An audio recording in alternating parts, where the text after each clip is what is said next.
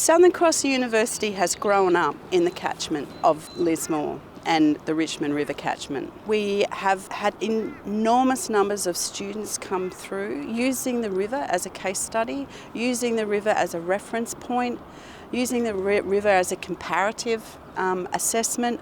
There's an enormous amount of information that Southern Cross science and other discipline areas can contribute to understanding the river. Looking at a river visually can tell us a lot. The Richmond River catchment has been modified considerably in the last 150 odd years.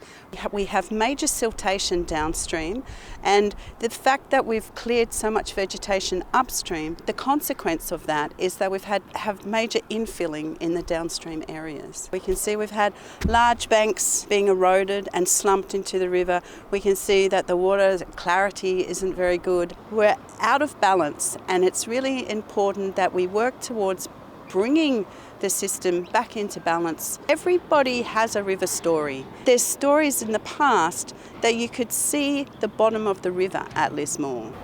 We used to have wide banks of oysters down in the lower Richmond River catchment, and oysters are natural filters of our waters. If we reduce the sedimentation and runoff into the river, we're actually going to help farmers retain really high quality soil. We're still grappling with the issues of catchment management and Richmond River. We need to work with landholders, people who have lived and worked in these areas for many years, and also connect with our Indigenous community and our local land councils, local Indigenous land councils, to understand where we want to get to in improvement. The recovery of Lismore really gives us an opportunity to state where we want to be in the future.